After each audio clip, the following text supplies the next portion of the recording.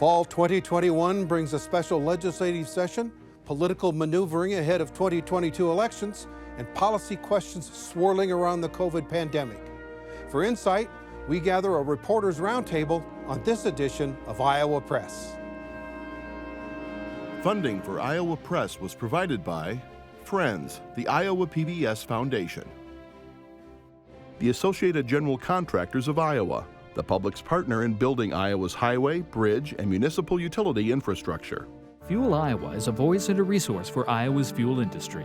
Our members offer a diverse range of products, including fuel, grocery, and convenience items. They help keep Iowans on the move in rural and urban communities. Together, we fuel Iowa.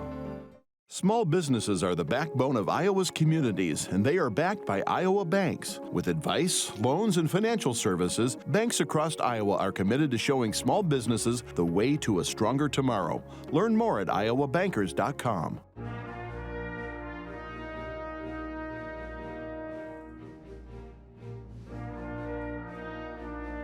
For decades, Iowa Press has brought you politicians and newsmakers from across Iowa and beyond, celebrating nearly 50 years of broadcast excellence on statewide Iowa PBS. This is the Friday, September 10 edition of Iowa Press. And now, for the final time as moderator, here is David Yepsen. Fall 2021 is not a traditional election year for president, governor, or the legislature. But that doesn't mean politics have disappeared. Key decisions on legislative redistricting maps, a special session on the horizon, and political maneuvering ahead of 2022 are all swirling through the political coverage of today's guests. Joining our Reporters Roundtable are Brianne Pfannenstiel, Chief Political Reporter for the Des Moines Register, Erin Murphy, Des Moines Bureau Chief for Lee Enterprises, Dave Price, Political Director for WHO 13 in Des Moines, and Kay Henderson is News Director at Radio Iowa.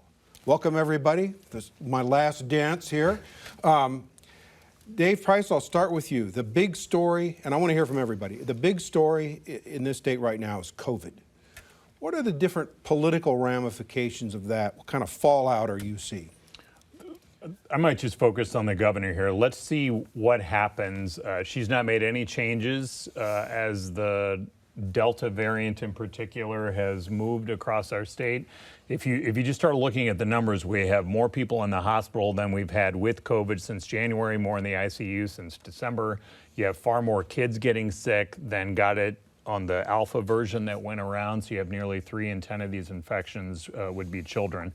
So it'll be interesting to see how she maneuvers this going forward. Last year, she did mandates and requirements about certain things. Now it's all about do the right thing.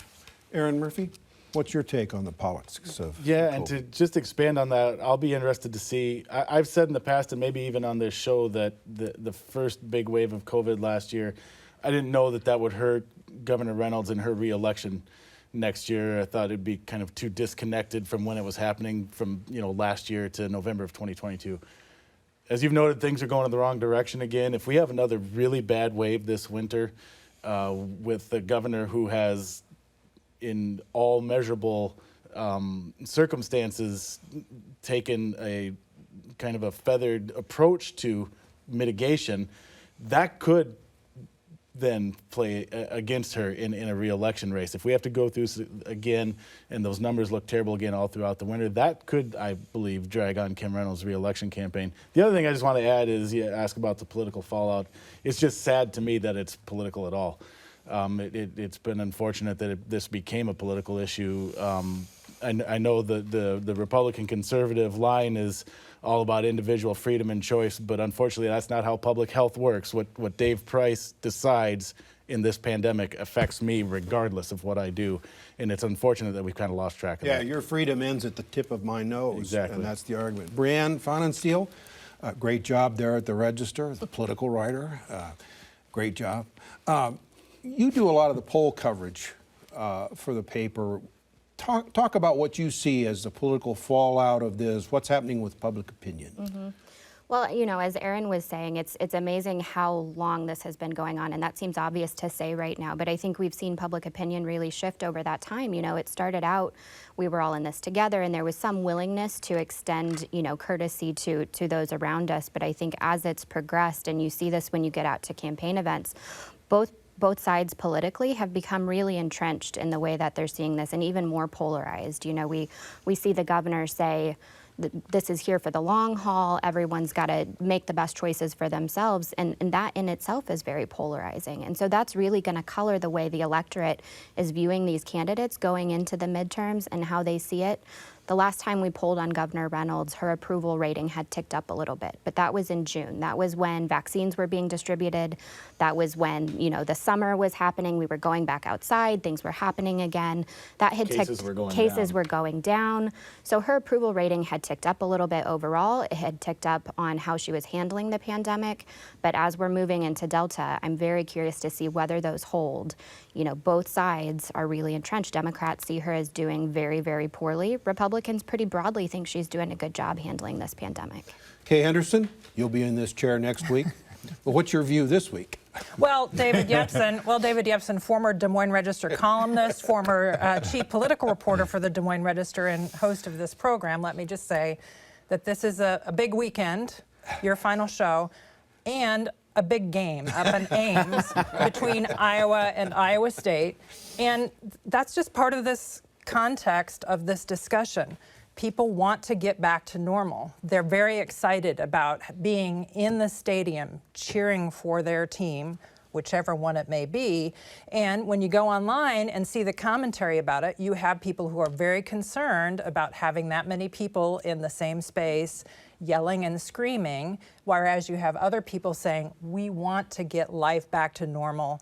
We're going to celebrate this day. So you see that conflict in almost every venue that people are experiencing in this state. Well, but Kay, given the trajectories of this latest outbreak, the Delta variation, do you see schools shutting down? The numbers of kids getting COVID now are going up.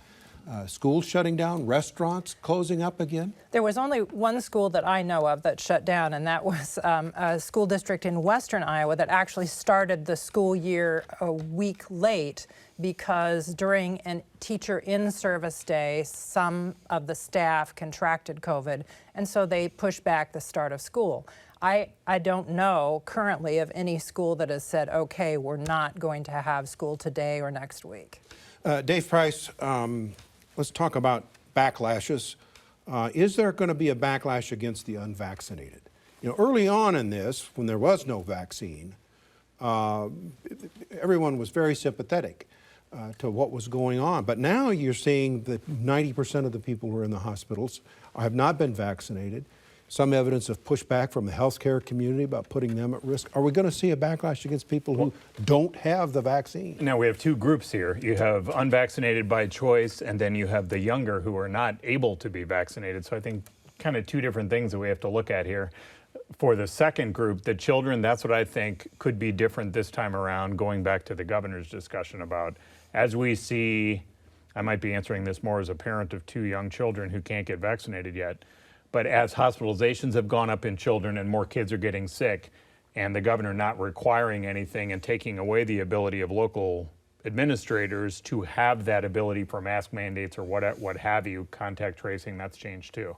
So that's a whole other wild card that I think we have to watch, that if those continue to get worse, let's see if that forces her to do something. But as far as punishing the unvaccinated, that would be perhaps the pushback against President Biden here, as he is requiring vaccinations, and we'll see if he is now overstepping here with some folks, if that's going to be too much for them. Private businesses have been pushing for some of this. Now the President of the United States is doing that. Erin, do you see more private businesses saying mandatory, you got to get a shot or no job? You're starting to a little bit, especially as Dave said in the healthcare. There's more and more hospitals and clinics that are requiring their employees to be vaccinated. And even the ones that aren't requiring a vaccine are coming up with creative ways to, basically incentivize being vaccinated. So if you're not vaccinated, then you have to get regular testing, which is a pain that nobody wants to endure, or Pay more for your health care. Yeah, or if you have to take time off for COVID and you're unvaccinated, then it's unpaid time off. So you're starting to see that creep a little bit more forward. Now, the question with President Biden's recent rules is the legality of that, and has he overstepped, and that's going to be decided in the courts. But on their own, you're already starting to see that taking place. Brianne, go ahead, Kay. The governor issued a statement almost as Biden was making this announcement, criticizing it. And one of the really interesting phrases in that was that this is going to lead to an exacerbation of the workforce shortage in Iowa. And what she's referring to is people in a business, in a hospital, in a clinic who say, I'm not going to get vaccinated, I'm either going to quit or I'm going to retire early. And so that is a group of people who have very strong views about this. And so it will be interesting to see what happens if the president's edict sticks in some places. I'm not sure, I think we have to look at this in a different way. How is the court going to rule on, the president's authority over federal employees and contractors, and the president's authority in spaces like hospitals where they get Medicaid and Medicare money? Federal money goes there. Does he have authority there? The other question is, does he have authority to tell private businesses what to do? Brianne, how does this play? How does the Biden move play in this state? And doesn't Iowa have a workforce shortage problem already that's exacerbated by the fact that a lot of people, a lot of women with little kids, can't or don't want to go back into the workforce because they want to stay home and protect their children? Yeah, there's a lot to unpack here. I mean, as Kay mentioned, there's a workforce shortage that we've explored at length, and there are a lot of reasons for that. Among them is access to childcare in a pandemic. So that's a big thing that we'll be watching. But again, just the polarization here. I mean, going into an election season when everything is going to be used as messaging, regardless of the actual effects on the ground, this as a message is really going to be energizing Republicans who feel that the president is already massively overstepping his grounds, who feel that Democrats in Congress are massively overstepping. And so you're going to see this play out again where both of these sides are coming to a head. And to that issue of workforce, you've already seen, I recently reported a story where the statewide organization that represents nursing homes and assisted living facilities like that are against a mandate for workers. They're very much for the vaccine. They're very much encouraging as many people as possible to get the vaccine, including their workers. But as the people who run those businesses, they're concerned that will drive people, if you mandate it, you will have a percentage, whatever it is, number of workers who will decide, well, fine, I quit then. But who's going to want to put grandma in a nursing home that's the other if side. there's Exactly. a reason to believe that there's somebody carrying the Delta variant around? Especially in those places where we all know by now how dangerous it is to have a virus running through those places. Well, stay tuned to this. Something for you guys to talk about a lot next year. Let's switch gears. Texas abortion law. Kay Henderson, what's the effect of that new law going to mean, and the court ruling on it going to mean in this state? Well, this is energizing for Republicans who looked at President Trump's appointments to the Supreme Court, and they're very hopeful that the Supreme Court may change federal abortion policy and that laws like this could go into effect. So it's likely that you'll see some Iowa legislators introduce a bill similar to this, number one. Number two, I mean, Republicans in this state have passed a 24-hour waiting period before an abortion. They passed a 72-hour waiting period before an abortion. Those have been overturned. The governor is now asking the Iowa Supreme Court to undo its ruling that said under Iowa's Constitution, women have a right to an abortion. So there's a lot going on in this state about abortion policy. Brianne, what are the political winners and losers of this? You've got the pro-life community energized. You've got the pro-choice community energized. Anybody come out ahead in this? Well, it's really hard to say. As Kay mentioned, the Supreme Court was a huge motivator for Republicans going into the last election cycle. And this is seeing the fruits of those labors. And so in some sense, it's saying to Republicans, look, you mobilized, you voted, and we're giving you what you asked for. So that's very motivating for a group of voters. But I think we're all looking to this proposed state constitution amendment that would say the Iowa Constitution does not secure a right to an abortion.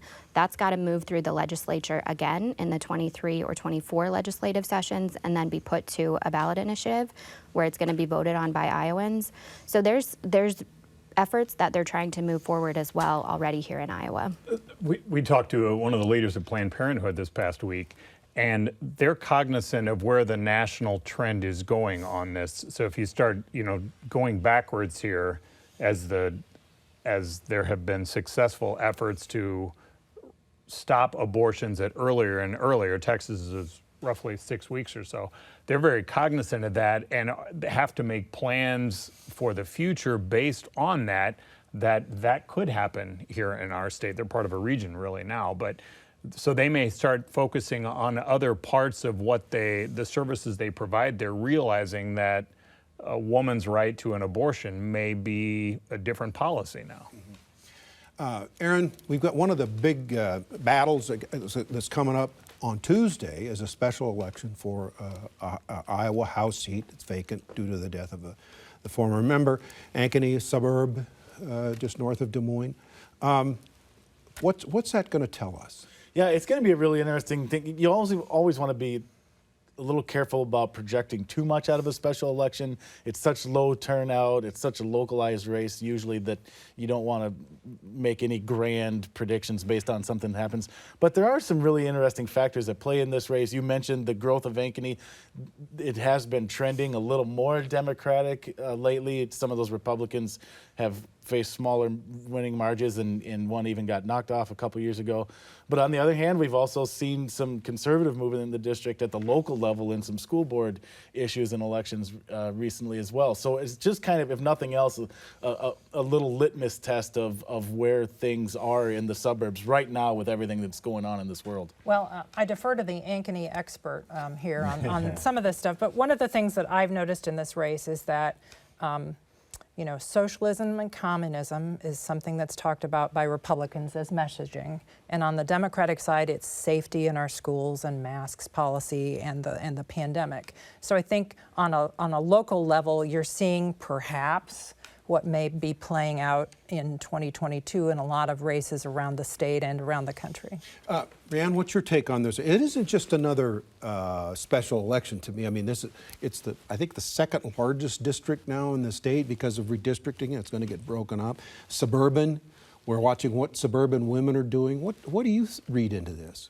Yeah, absolutely. We're continuing to watch how the suburbs are performing. And as you mentioned, redistricting is really going to change the way the suburbs look in the legislature going forward. We've seen the population really shift in this state, dwindling in more rural areas and kind of concentrating in these suburban areas outside of Des Moines, Dallas County, Polk County, places like that. And so I think this is going to be a hotbed of activity in 2022. And as we start seeing people campaigning even into 2024, how these suburbs perform is going to be key to how the state looks overall. Dave, Donald Trump carried this district by a couple points, so it's close. We talk a lot about suburban women and they're being courted by Democrats, but the fact of the matter is that in Iowa there are a lot of social conservative, a lot of evangelical women who live in those districts. So is this going to tell us something? Well, we'll have to see, and there's a Republican voter advantage in the district to begin with, and these independents, these non-party folks, are they even going to show up in a special election like this, or is this built-in advantage for Republicans going to play out? For Democrats, like you mentioned, though, they want to show that they have something going on here. Now, they're running a candidate who has run twice before and been unable to get that district. But is this going to show that Democrats have found something really sort of as something they can use as marketing and messaging statewide to show, hey, we're trying to come back here? But if they lose this special election, aren't they going to have a lot of trouble? Democrats have a lot of problems recruiting candidates to run for other legislative seats. It doesn't help. And the only thing I'll say that maybe a little bit, but as we sit here and talk about this, so this person, whoever wins this special election, is going to serve for 1 year, fill out the term, and then the next election, it's not going to be that district. It's going to be completely redrawn.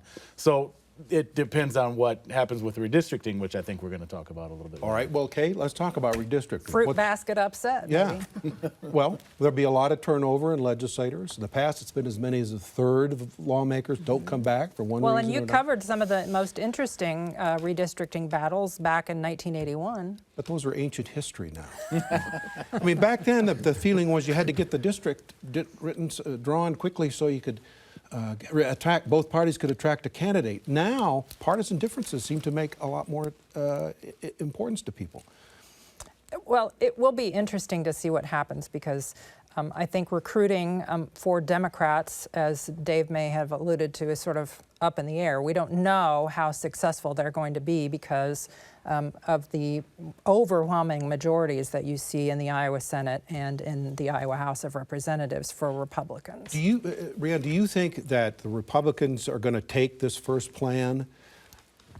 The way Iowa law works, they get a plan, vote it up or down. If they vote it down, they get a second plan, vote it up or down. If they vote it down, they go to a third plan, which they can amend. So what are the Republicans going to do? This is the parlor game du jour in the political world right now. Are they going to take the first map or will it keep moving forward? Iowa is really unique in the way that it redistricts, and it has a system set up to kind of limit the influences of partisan politics, limit some of that gerrymandering that we see in other states. And so there really is an incentive for people, for legislators to accept some of these early maps because there's no guarantee that the next one is going to be better for them. And they don't get to go back. It's not like they get to see 3 maps and pick their favorite from them. They either decide this is okay, it's fair, we may get better, we may not. It's a gamble for them. Well, and the courts have said you can't turn over the second card unless that card beats the first one in terms of population variances. So the devil you know may be... I'll say this. We'll see soon enough because they're going to have the first map within the next week or so here. So we'll start to see this process play out. Iowa Republicans, since they've gained the trifecta, the full majority of the state house, have been asked about this issue specifically and have pretty consistently said we respect Iowa's nonpartisan process. They fall short of saying they won't take it to that spot where they could amend it, but they've been saying the right things. On the other hand, this group has not shown much interest in pumping the brakes when they've seen a political opportunity at the State House in these last, 4, 5, 6 years that they've had the trifecta. It's been full speed ahead with every possible agenda item they've wanted. So if deep down they want to play with these things, they've shown in the past that they've had no reason to stop themselves. And that would be the difference. This is what we have that we haven't had for several of these cycles. Dave, talk about Cindy Axne. A lot of speculation she might run for governor.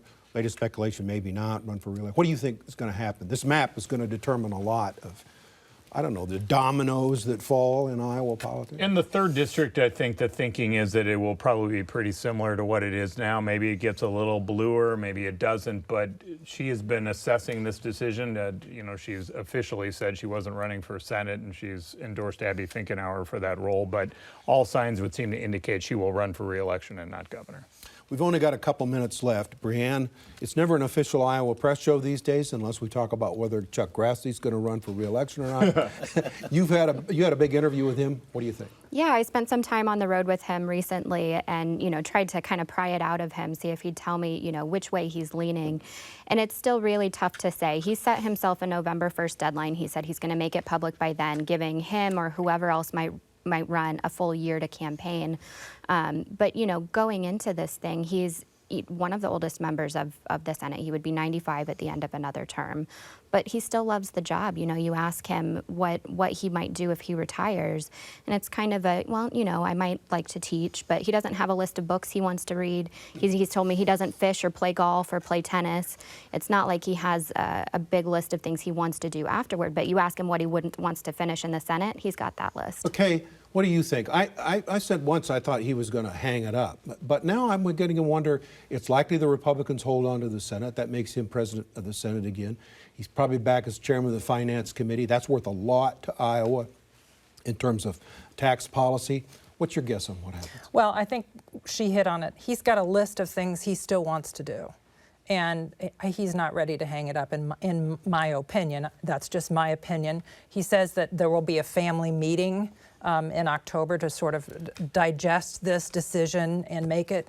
But he said he and Barbara have an equal vote here. Erin, real quickly, Ashley Hinson has been mentioned as a possible candidate if Grassley quits, but now she's running for re-election. So doesn't that tell you, you cover that area, doesn't that tell you? It does seem to indicate that, you know, if she was certain that he was not going to run again, that she may have held her water on that announcement a little longer. Got to leave it there, gang. It's been great working with you over the Congratulations. years. Thank you. Congratulations. Quite a career. Been great working with you. And Iowa PBS will be back next week with another edition of Iowa Press at our regular times, Friday night and noon on Sunday. But as I said, this will be my final program as host of Iowa Press. It's a journey I began more than 4 decades ago, and I leave it in very capable hands. So for all of us here at Iowa PBS, I'm David Yepsen. Thanks for joining us today.